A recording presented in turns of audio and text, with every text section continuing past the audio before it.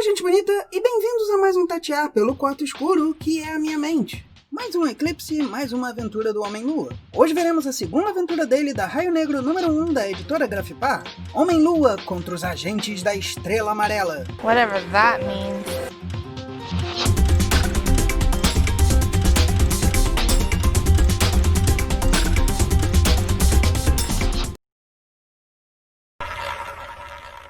Me siga no Twitter e no Instagram.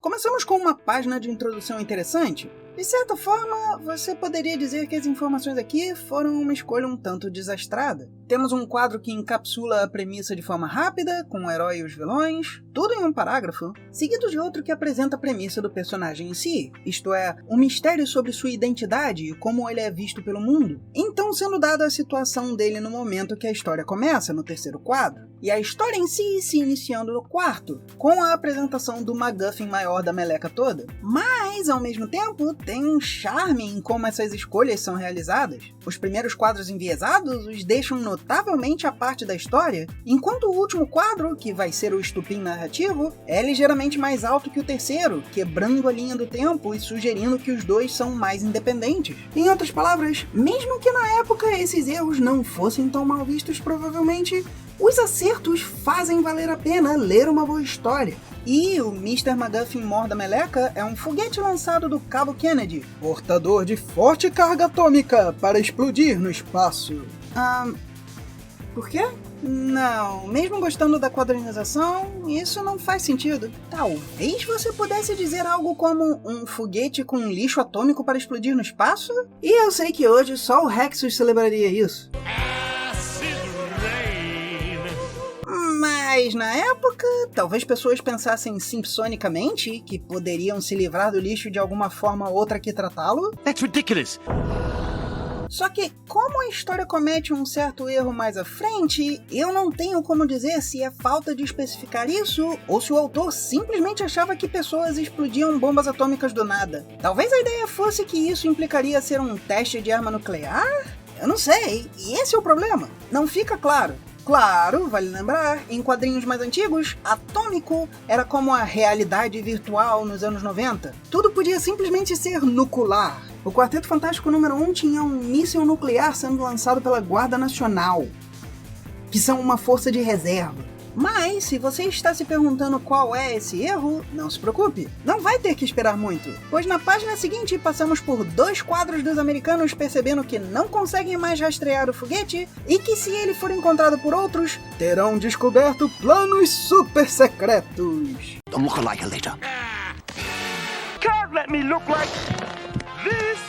Então, era uma arma? Porque se era uma arma super secreta, como não existe todo um plano para rastreá-la visualmente? Eu sei, ninguém vai querer estar perto dela, mas nenhum governo gastaria para criar algo e deixaria de ter um plano para o recuperar. E como vocês veriam o efeito? Era um foguete feito para gravar informações da sua explosão? Ou vocês decidiram colocar cópias de planos secretos no foguete por algum motivo? John, você já memorizou os planos super secretos? Sim, Sr. Billy, eu vou queimá-los imediatamente. Não gaste seus fósforos. Bota no foguete, a gente vai explodir ele de qualquer jeito. De novo, as escolhas aqui são meio desastradas. A única motivação para eles lançarem um foguete de forma que possa sair da rota assim é para que haja história. Se isso se dá dentro do território americano ou próximo, não tem por que não ter alguém o seguindo desde o começo. Se isso é fora, vocês acabaram de declarar guerra, o que é algo que eles provavelmente não queriam fazer em 1967, quando a história foi publicada pela primeira vez. Sabe, Guerra Fria...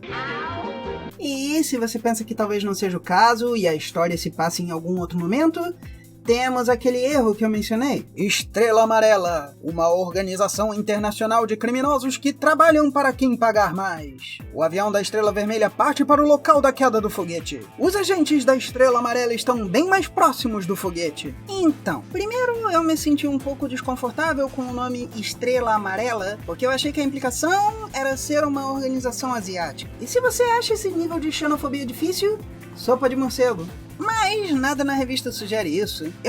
Eu chamo esse medo de racismo casual de síndrome de sombra amarela, porque eu gostei do desenho de Bob Moran na HBO, até que do nada, sombra amarela.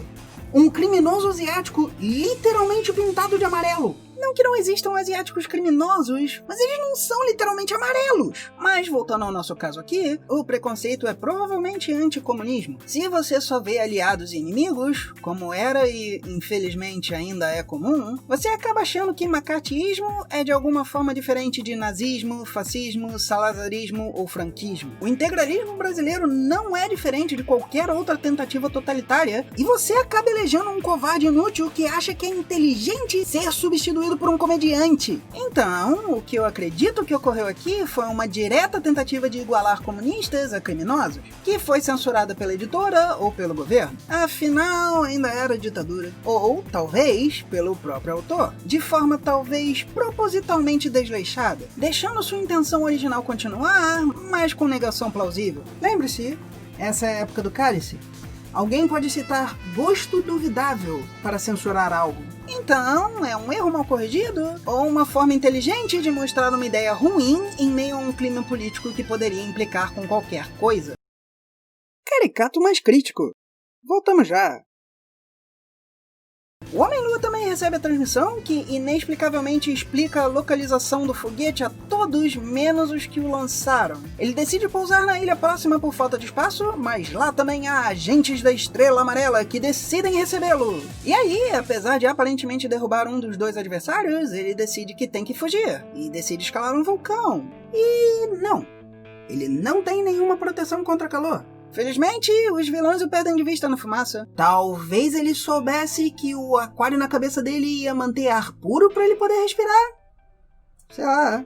Então ele pode apenas aguentar um pouco o calor e dar a volta na cratera, ou cair dentro e morrer queimado, por que não? Ah, e a página corta para os agentes perto do foguete, para tentar fazer um cliffhanger. Escolhas desastradas. Esses dois agentes acabaram de chegar e dizem que deveriam fotografar tudo, que por um instante me faz pensar que talvez os planos que temiam perder seriam a informação de como construir o foguete obtidos por engenharia reversa, que talvez legitimasse a história se isso não tivesse sido um foguete com uma bomba atômica que não funcionou e que já existia há 20 anos. É melhor desmontá-lo e removê-lo para o nosso país, porque uma associação criminosa claramente tem um país específico.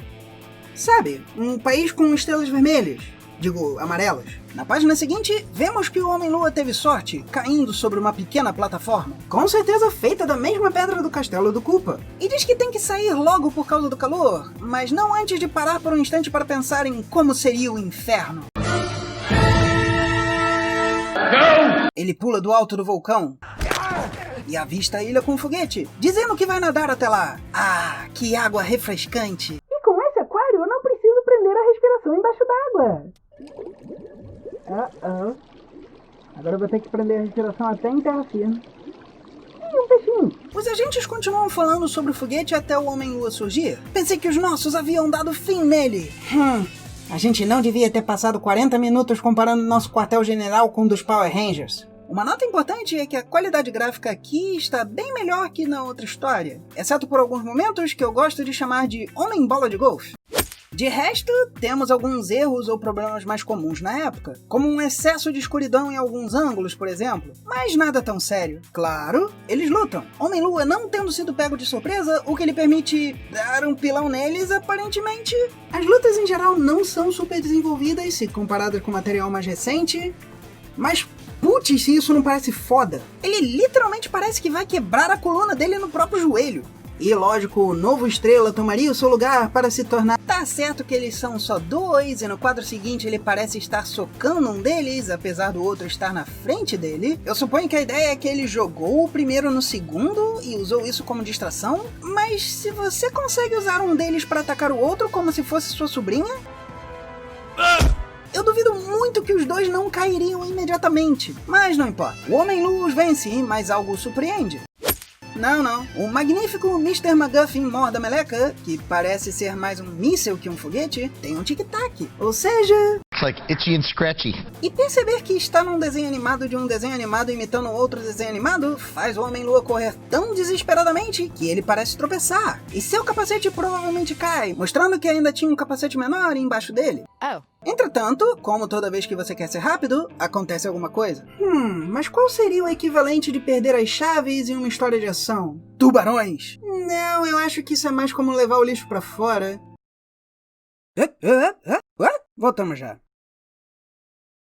E enquanto eu não critico a qualidade gráfica normalmente, eu honestamente não sei se isso é pra ser uma mão para o Homem-Lua ou um rabo de tubarão. Eu diria que é pra ser ambíguo, mas parece forçado demais. Pra isso ser um tubarão, ele precisa ter um rabo bem incomum, ou ele está derretendo, mas ao mesmo tempo, para isso ser uma mão, o braço dele precisa ser de uma mangueira de jardim, ou talvez ele seja um parente distante que liga as famílias do Homem Elástico, Stretch Armstrong e Homem Elástico, não confundir com o Senhor Fantástico ou com Homem Elástico? Bem, talvez ele só tenha muita dificuldade com o inglês. Shark attack! Eu espero que ele ao menos tenha uma serra elétrica, mas a confusão não acaba aqui, já que não sabemos se seriam 1 ou 2 no primeiro quadro, no segundo temos 1 a parte da ação, sugerindo que pode ser um quadro em si para apresentar o tubarão maior e mais ameaçador. Então temos o homem bola de golfe, quase de gude, que usa um punhal no tubarão que nem parece querer nada com ele, e aí ele solta fumaça? Ou tubarões são como mosquitos e ele tinha acabado de comer? Já matei um, os outros irão atrás do companheiro morto. E sim, tubarões são canibais. Isso funcionaria exatamente assim.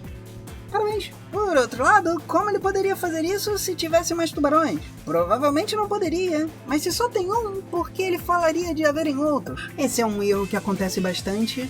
A fala provavelmente fazia algum sentido em alguma versão anterior, mas só continuaram repetindo. Eu chamo de paragaidoxo.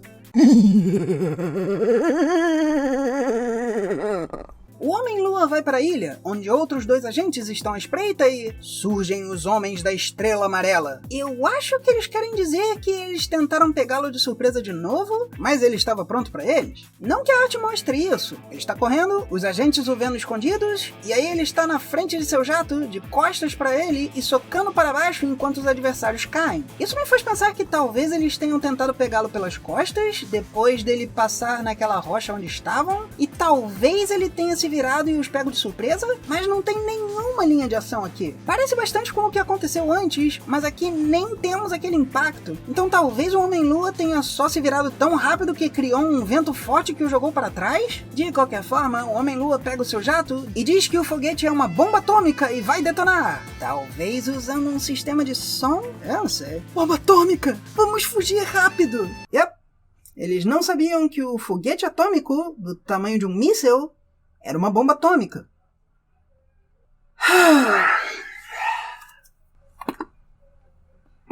Sim, eles interceptaram uma comunicação dos americanos que lhes disse onde o foguete caiu, apesar dos americanos não saberem disso, e depois de 2 agentes ficarem fotografando e tentando desmontar o míssil, quem descobre que é uma bomba atômica é o Homem-Lua. E assim que ele diz que é uma bomba atômica, os agentes voam de lá e a bomba explode. O que quer dizer que os 2 aviões deveriam ter sido derrubados pelo impacto. O foguete explodiu, destruindo tudo e transformando a ilha num monte de ruínas e radiação atômica, o que é impressionante, já que não tinha nenhum prédio ali, mas se houvesse algum, já seriam ruínas aquáticas, que eu suponho seriam percorridas por um porco-espinho um dia. Além disso, o filho do Kurama, possivelmente com um Matatabi, ou Robotnik, considerando intelecto. Quando será que os homens aprenderão a viver em paz, sem ódios e sem ambição, pensando apenas na felicidade comum? No one ever told me. I will stop now and go help someone in need. O mais engraçado é que eu nem estou realmente reclamando da mensagem. Temos inimigos sendo egoístas e pretendendo roubar informação tecnológica que, eventualmente, poderia criar problemas a inocentes ou dificultar lidar com os focos flamejantes da Guerra Fria. Não, o problema real é essa versão mal pensada de objetivismo. É fácil dizer que bandido bom é bandido morto, como tanto já se disse no Brasil, mas o problema é que você assume que ninguém pode estar mentindo. Qualquer pessoa pode ser considerado um bandido. Nenhum de nós é perfeito. Então, sempre existe uma desculpa para criar e recriar as leis para que a autoridade faça o que achar melhor. E é assim que chegamos às ditaduras. Eu não sou comunista. Eu não acho que seja um sistema que funcione.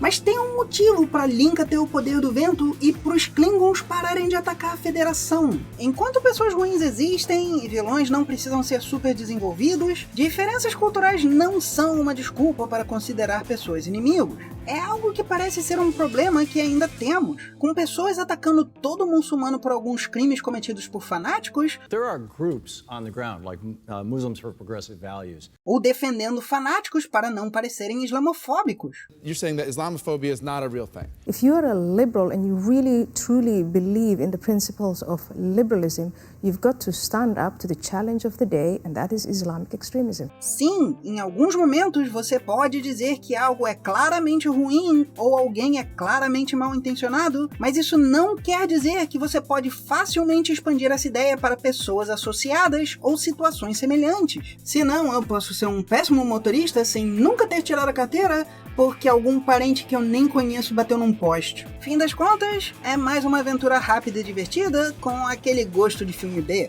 É um pouco menos divertida, já que temos situações menos fantásticas, mas ter uma situação mais longa em vez de várias pequenas cria uma progressão melhor. Claro, o tubarão não chega aos pés do dinossauro dérpico, e não dá pra pensar demais sobre os detalhes sem ver os preconceitos da época. Ou de hoje em dia, se você parar pra pensar. Mas não é ruim. Podia ser bem pior. E se você gostou, toque no sininho.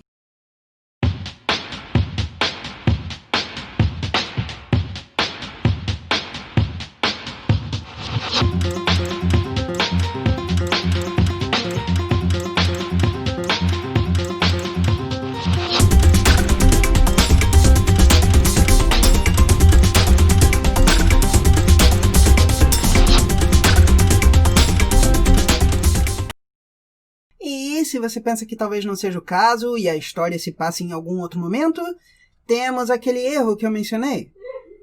Até que do nada, sombra amarela.